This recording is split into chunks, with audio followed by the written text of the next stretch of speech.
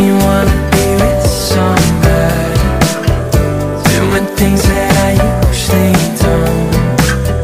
Find my way through the hotel lobby, ain't the same when I'm on my own. Good morning everyone and welcome to our day 3 here in Siquijor.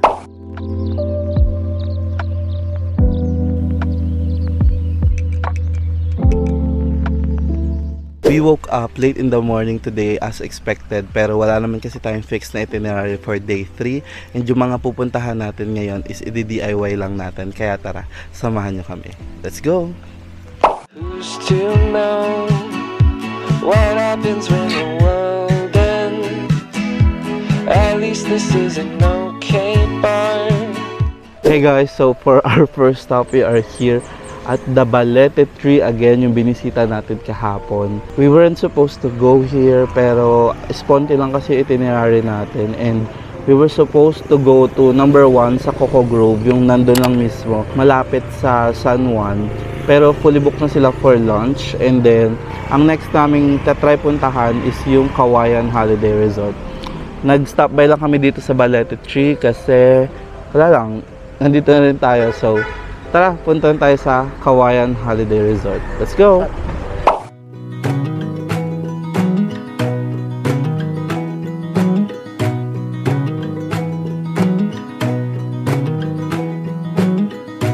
I think there's another universe. We are here at we don't know where, literal na off the beaten path kasi ito na yung dulo, wala na palang dadaanan dito.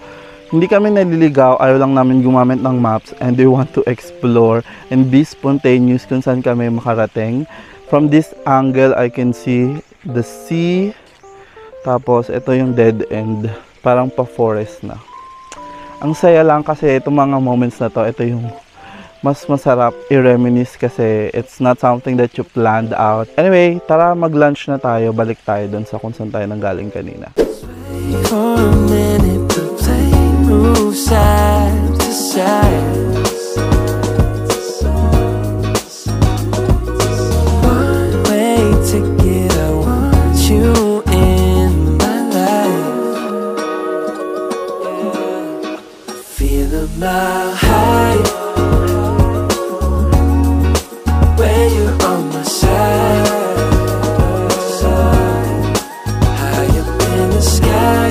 Update guys, we were able to find the route going to Kawayan Holiday Resort, and we chanced upon this beautiful view. We had to stop because we can't afford to miss this kind of view. Sobrang ganda. I hope makapagpalipad tayo ng drone for you to see. Para siyang cliff, pero pagdating mo doon is beach na mismo. Tapos may tinatayong resort banda dito. And ang saya lang kasi lagi nakangiti yung mga tao. Sobrang bait ng mga tao sa Siquijor. Anyway, ayan, ang ganda ng view natin.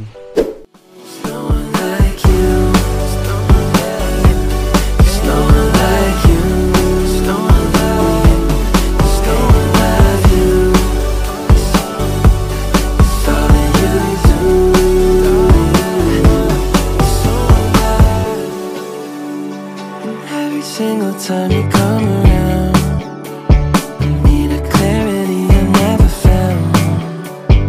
I can feel your love without a sound. You got something I can't afford to lose. I'm running over under the sky blue. You pull me closer and meet my view. My view. There's no one like you.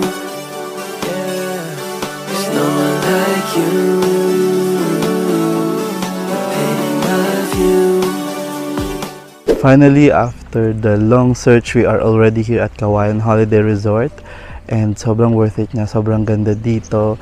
And ito yung mga kailangan nyong malaman. First is may entrance fee na 100 pesos regardless if mag-order kayo ng lunch or dinner or ng food dito sa kanilang restaurant or not. It's not consumable, it's just an entrance fee. Tapos yung menu nila okay naman, masarap.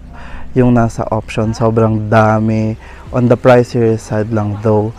And yung pizza, mag-order dapat kami, kaya lang you need to purchase 2 kasi malakas daw sa kuryente yung oven nila. So, dalawa yung bibili mo dapat. Dalawa lang kami and malaki daw yung pizza. So, hindi na namin tinuloy. Nagpasta na lang ako.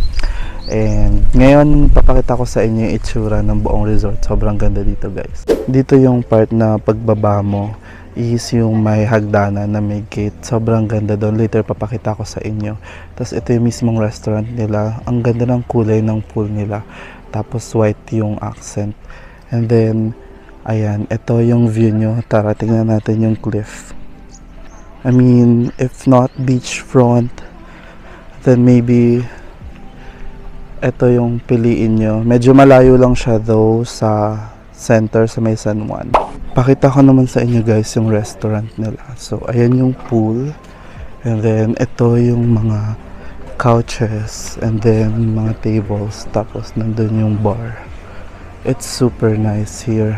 No harm in asking guys. I check if they have bread to pair the pasta with. They gave me this baguette. Actually, dalawa yan.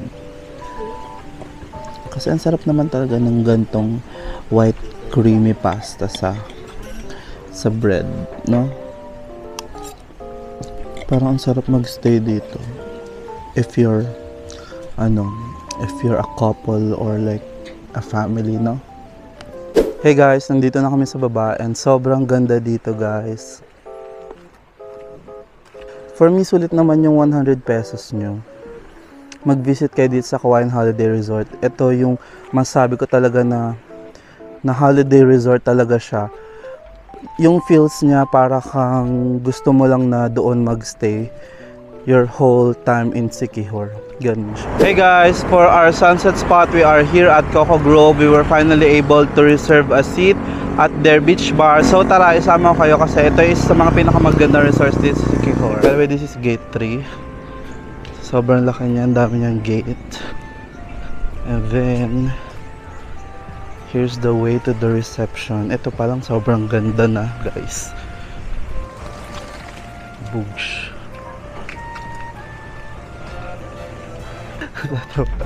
Natatawa yung mga nakakita sa akin kasi nakakumot ako na polo. Sobrang nice ng mga rooms dito and even the swimming pool. I think yung pinakamura nila dito is 6,000 pesos. Tapos medyo hindi na magandang location yung wow, look at this bougainvillea guys. Afternoon. So here's your way to the beach where the beach bar is located. Makes sense. Wow, pa sunset na. Wow, sobrang ganda. Wow. So it's just begun. And there's something on the tip of your tongue. Hey guys, again welcome to Coco Grove, one of the most beautiful resorts and beaches here in Siquijor. We're able to book a seat already for dinner, sunset dinner here in the beach bar. 6 PM pa magsaserve ng food.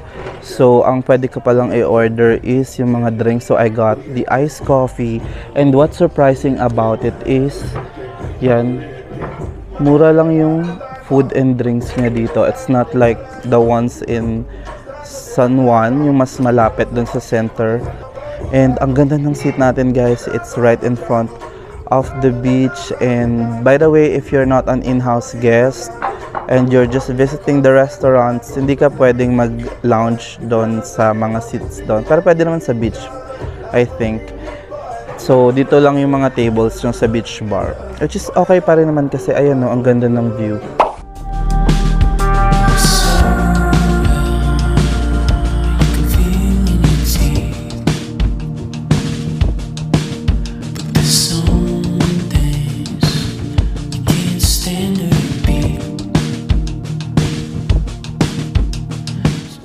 Guys, super sarap nitong iced coffee nila. Marami din pala silang ibang coffee.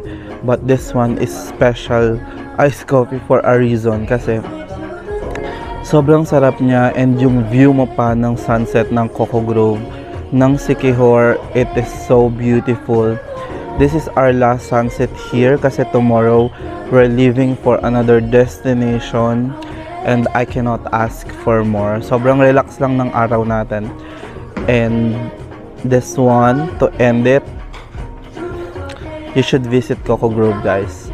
Ang bilis bumaba ng araw dito, guys. Parang kapag sunset, talagang mag-abang ka na if you're a sunset lover. Kasi mabilis lang mag-sundown. By the way, if I'm going back to Siquijor, I will be staying here in Coco Grove. Sobrang ganda. Binabawi ko na yung sinasabi ko kagabi na malayo siya. It's okay naman. And it's worth it. Hindi naman siya ganun kalayo. By the way, nandito rin pala yung Tubod Marine Sanctuary, yung pwede kang mag-snorkeling.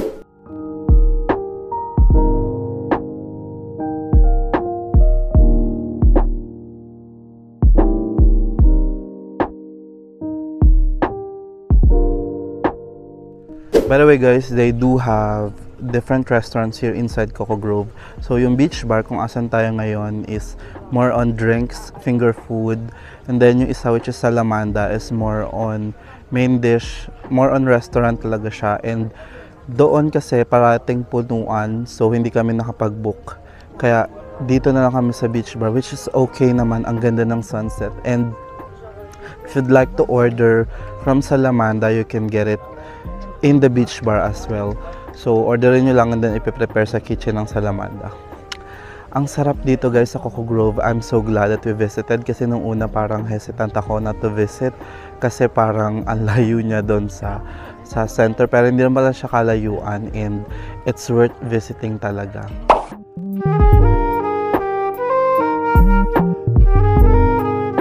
Hey guys, we are about to leave Coco Grove. Medyo nagtagal kami dito kasi ang sarap tumambay and malakas yung internet ng wifi nila.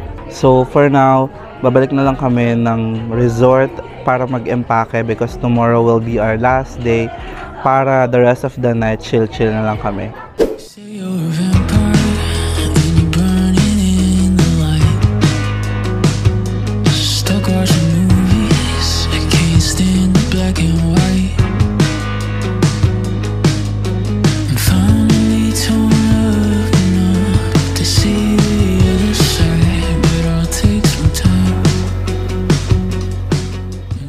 Good morning everyone, it's our last day here in Siquijor and we're about to have breakfast. Then after that, we're going to the port already to catch our 9 AM ferry ride papunta ng Dumaguete. It's a new destination for us to discover and explore, kaya tara, samahan nyo kami.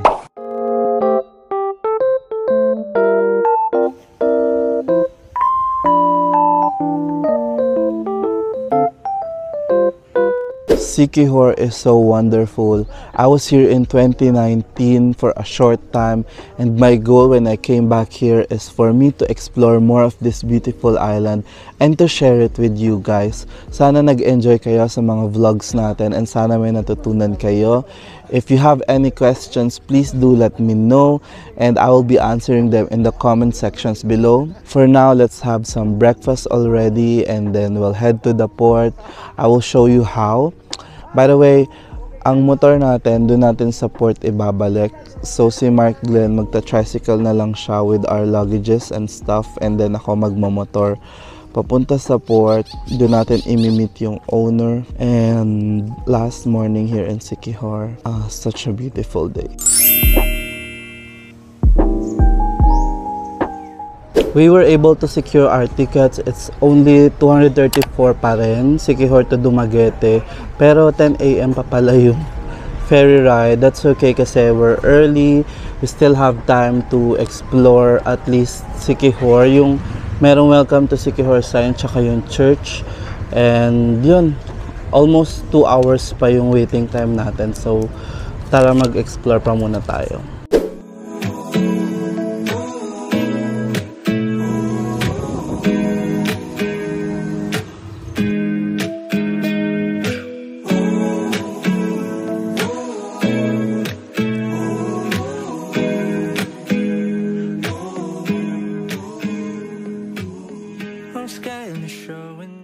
Alright guys, ito na talaga. It's almost boarding time. Binalik na rin natin yung motor. Thank you Siquijor and to its people for the beautiful experience, and I hope guys that as you watch this, you get to visit Siquijor next time or in the future. Thank you guys for watching, and I'll see you guys on our next destination. Bye!